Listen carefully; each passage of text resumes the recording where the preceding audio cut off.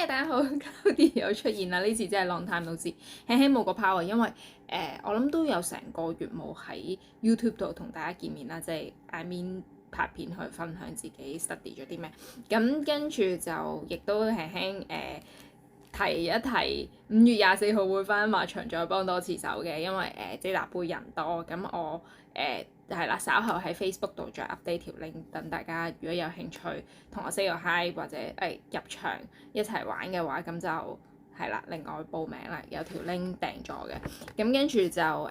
今日特別分享啊，係啊，其實我係應該喺跑馬地賽事，因為 study 多啲嘅時候就同大家講嘅，咁但係一路都唔得閒 and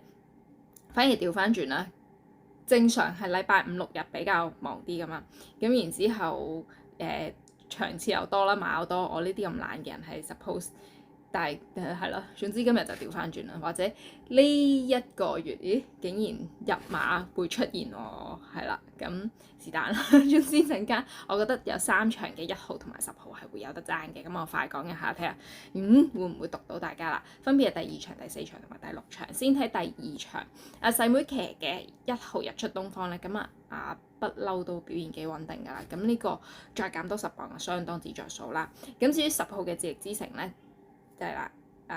凌公子隻馬枕住有進步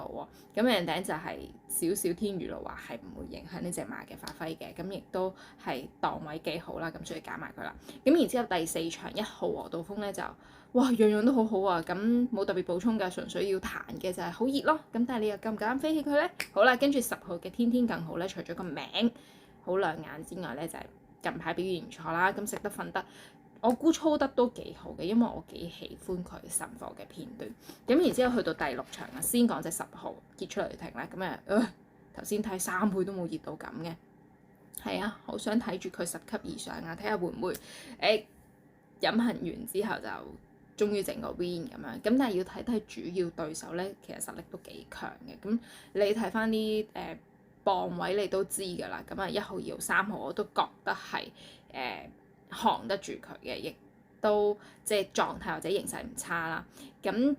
先稱咧就係隻耀寶，因為轉翻潘頓其實係一個好大嘅加分位，咁再加上就係其實之前有個感覺就係遊下咁樣喎，咁睇下今場點啦。咁然之後咧隻星月飛雲同埋健康快車咧都係啲有能力會近，